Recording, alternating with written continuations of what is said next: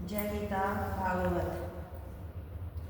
मैत्रेय जी बोले, हे विदुर राजा सभवमनु की तीनों कन्याओं का हाल मैंने तुमसे वर्णन किया। अब उनके बेटों का हाल कहता हूँ तो सुनो।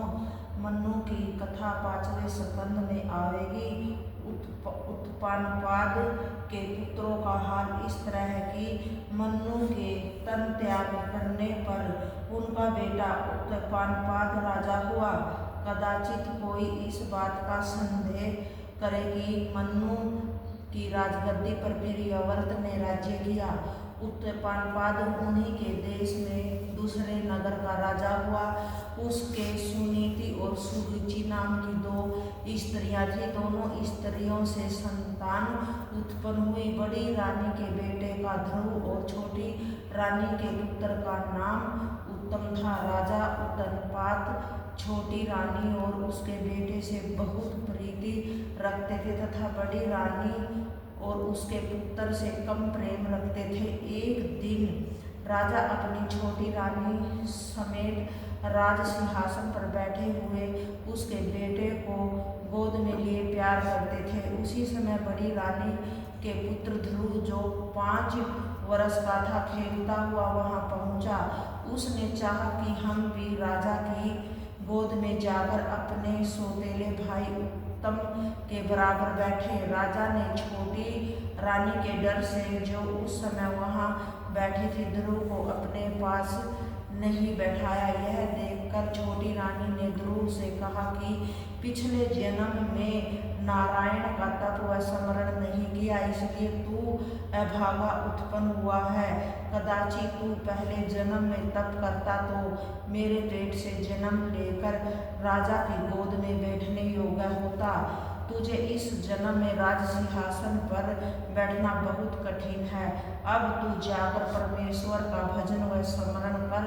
जब तेरा भाग्य उदय हो तब मेरे पेट में से जन्म लेकर राजा के आसन पर बैठना, क्योंकि मैं पटरानी हूँ।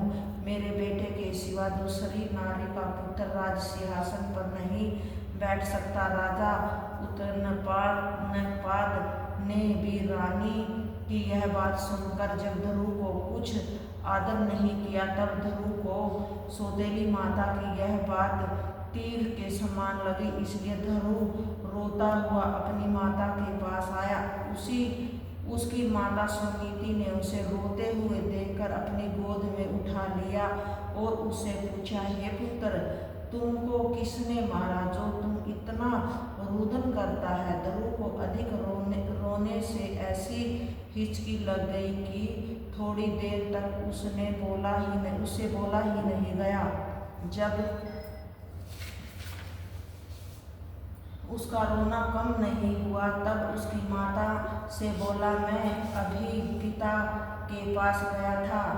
पिताजी उत्तम को गोद में लिए बैठे थे, सो हमने भी चाहा कि पिता की गोद में जाकर बैठे, पर पिता ने मुझे अपनी गोद में नहीं बिठाया। तब उत्तम की माता ने मुझसे कहा, तूने पिछले जन्म में परमेश्वर का भजन व स्मरण नहीं किया था, इसलिए प्रारब्धहीन उत्पन्न हुआ। तू राजा की गोद में बैठने योग्य नहीं है। अब भी जाकर परमेश्वर का तप करके मेरे पेट से जन्म लो, तब राजा के आसन पर बैठना। सुनीति यह बात सुनकर बोली, हे पुत्र, राजा की छोटी रानी सच कहती है। कदाचित तू पिछले जन्म में परमेश्वर का तप किए होता तो मेरे पेट से जन्म न लेता। इसीलिए अब तू नारायण जी की शरण में जाकर उनका तप व स्मरण कर, तो तेरा मनोरथ पूर्ण होगा। तेरे परदादा ब्रह्मा जी से भी पहले संसार उत्पन्न करने का कठिन काम नहीं हो सका था। जब उन्होंने नारायण का तप व ध्यान किया, तब परमेश्वर की कृपा से उनको ज्ञान हुआ और ज्ञान के प्रताप से उन्होंने संसार की रचना की। तेरे दादा मनु ने परमेश्वर का तप करके धर्मात्मा संतान को पाया। मनुष्य का सब मनोरथ नारायण की कृपा से पूर्ण होता है। जय गीता भागवत।